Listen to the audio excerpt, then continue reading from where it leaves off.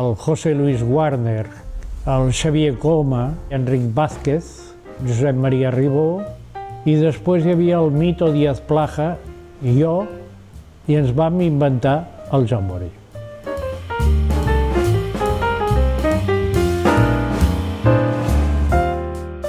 Els del Júbili estàvem davant de la plaça Reial, a l'altre costat, en un lloc que es deia el Tobogan. Estàvem a sota. El Tobogan no ens hi vam entendre bé, llavors hi havia el senyor Rosselló, que era el propietari d'això, que llavors hi tenia un magatzem de cerveses, i li vam dir, escolti, això no ho pot arreglar, i ho va arreglar. Yo llegué a Barcelona en junio del 61 para empezar en el mes de septiembre unos estudios en la Universidad Central de Barcelona. Y el fin de año, el 31 de diciembre del 61, en la fiesta de fin de año, conocí un compañero, si se puede decir, bueno, ha sido el gran amor de mi vida, un señor, ahora, señor, en la época un joven francés, y es el que me hizo descobrir el 31 de diciembre el Jambori. Llavors, el Coma és el que va posar el nom, perquè el Rosselló volia que això es digués Júbili, com el nostre. Ell va dir no, perquè això ja està bastant cremat, i va posar Jambori. Jambori, en el món del jazz, és una festa una mica boja que fan els negres, i d'allà surt la pel·lícula Jam, el nom Jam Session, i això es va dir el Jambori. I ho vam obrir i ja està.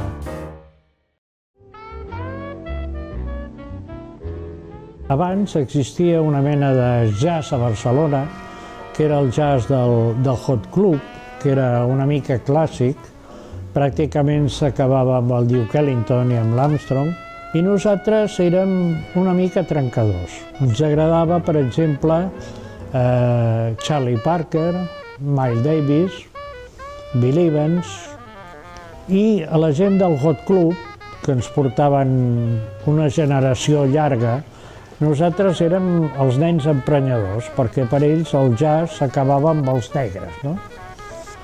I arran de que s'obre el Jambori, aquí arriben una quantitat de gent, que són nois de la part alta de Barcelona, etc.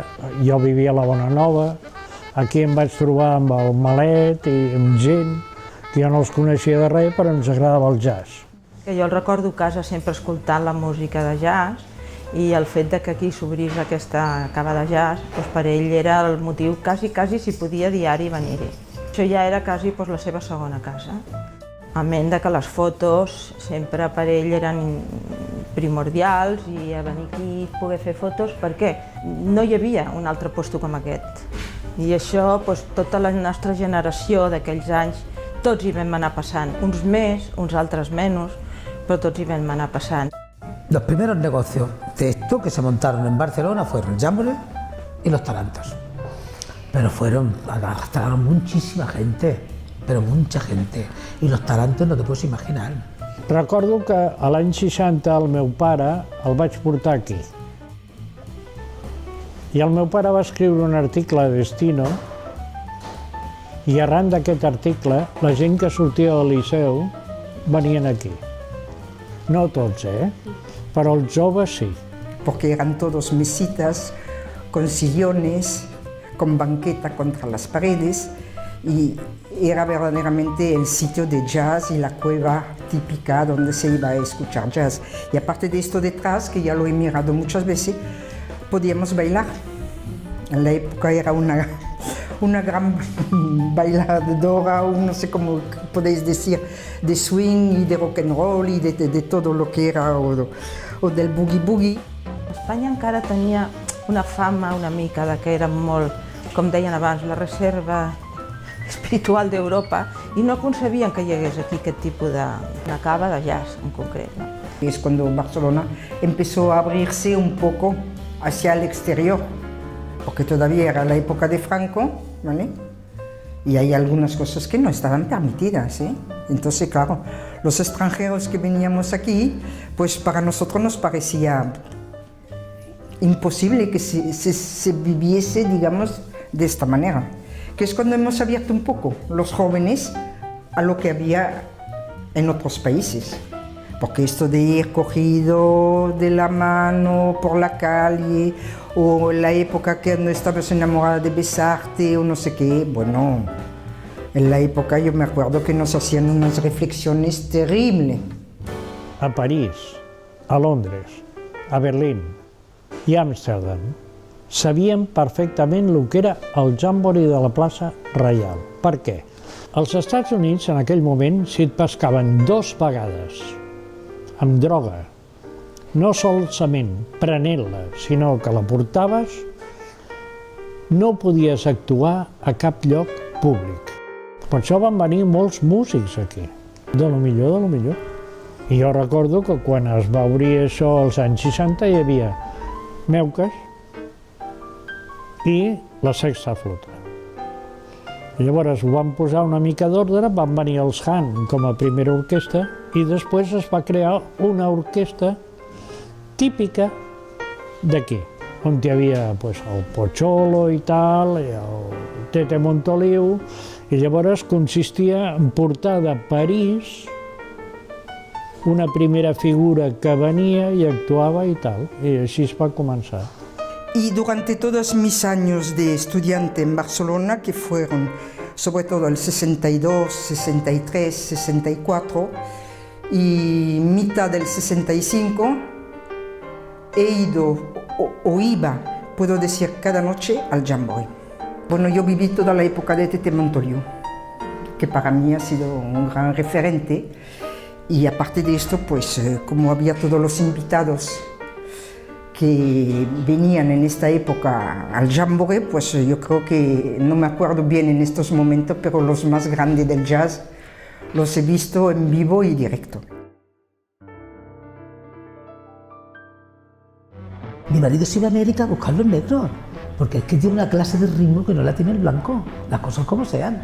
El primer español catalán que trajo a la Duke Ellington y la Edith Freixerat, los trajo al Palacio de la Música. Se quedó gente en la calle. Y en el Jamboree habrán pasado de negro, pero buenísimo.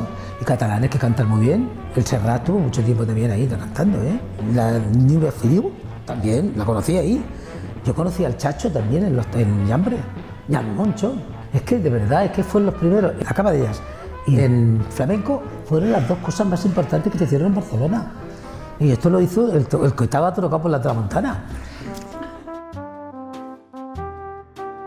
Va estar estudiant a Suïssa fotografia, quan va venir aquí, el primer que va demanar al meu pare si li ajudava a muntar un estudi fotogràfic, i llavors va arribar la data aquella que tenia que fer la mili i va anar demanant allargos, pròrrogues, perquè ja tenia molt bona clientela, de seguida va agafar molt bons clients, havia fet unes campanyes publicitàries molt bones, i llavors va arribar un punt que li van dir ja no pots demanar més de 3 anys, va anar demanant, i li van dir tens que anar.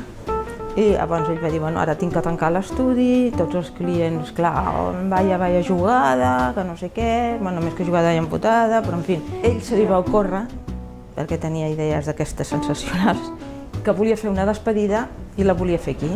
Va fer invitacions per tots els clients que tenia, amics i clients, també molts amics, i en aquesta despedida no va voler res de llum artificial i ho va voler tot il·luminat amb espelmes. Van sortir unes fotos també a La Vanguardia i uns articles. Quan va retornar de la mili va tornar a reemprendre la seva feina i mentre va durar això, aquí ells venien moltes vegades. Els tarantos no estaven al costat, sinó que estaven allà, i el Rosselló, en el moment en què munta els tarantos i veu que això li funciona, plega del jazz i passa al flamenco y al turista y ya está. Pero en aquella fecha no estaba preparado el catalán para el flamenco. Pero aquí en Barcelona fue el primer tablao que se montó. En los 60 que nos inauguró Antonio Gades. ¿Qué pasa? Pues nosotros cantábamos y bailábamos en el cuadro, 8 mujeres, no me veas, qué cuadro, impresionante. Entonces, ¿qué pasa? La gente estaba sentada en las mesas y a sus negocios. Entonces le dije al guitarrista, ponme la guitarra que voy a cantar. Pero sí, claro, el guitarrista se asustó, el Salva, pobre, de Cádiz. Puso la guitarra al tono y yo canté la canción. La gente en pie. ¿Qué pasa? El representante, que estaba el encargado de los artistas, y se bajó corriendo abajo al jamboree. Oiga, señor, suba, que las dos hermanas, la mayor, la que baila, está cantando. Y dice, ¿por esta no baila? Claro. Dice, suba. Claro, es de incógnito, porque el catalán que sale inteligente, unido, ¿eh? De verdad, ¿eh? Mi marido lo era. Entonces subió, me vio, dice, esta chica que cante cada día.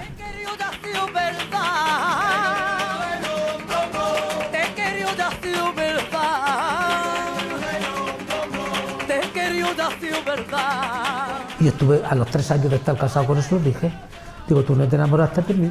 Digo, sí. Dice, sí, María.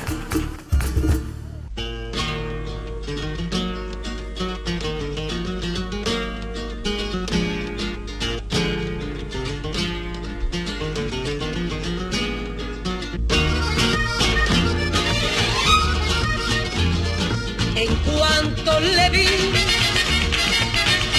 ay, yo me dije para mí, es mi hombre, y le doy cuanto soy, lo que tengo se lo doy a mi hombre. No puedo pasar una noche sin pensar en mi hombre. Si me ofrece su amor, ahí le perdono lo peor a mi hombre. Hi va haver el problema del crim del carrer Aragó, que va ser una clatellada per al Jamboree, en el sentit de que un dels germans Hank, el Jack, que és el que tocava el cello, estava implicat amb un amic seu d'Eivissa, que també era desertor, i arran d'això els tanquen i la Glòria l'envien fora d'Espanya. La Glòria és la Glòria Stewart, la fotografia del malet famosa, que hi ha el Pocholo i la Glòria, i la Glòria és la Glòria que el Manolo Vázquez Montalbán li dedica el poema. Tots estàvem enamorats de la Glòria. Era una bellíssima persona. El Manolo tenia 22 anys, tots eren molt joves, i una noia que ens cantava les... Eren feliços. Ell té tot un arxiu de fotos de tota la seva vida i un dels arxius que hi ha és aquest de les fotos Jamboree. Són les que ell feia per tenir-les ell. La prova és que les va conservar tota la vida. Jo tot el que sigui que ell torni a viure a través de les seves exposicions em fa molta il·lusió.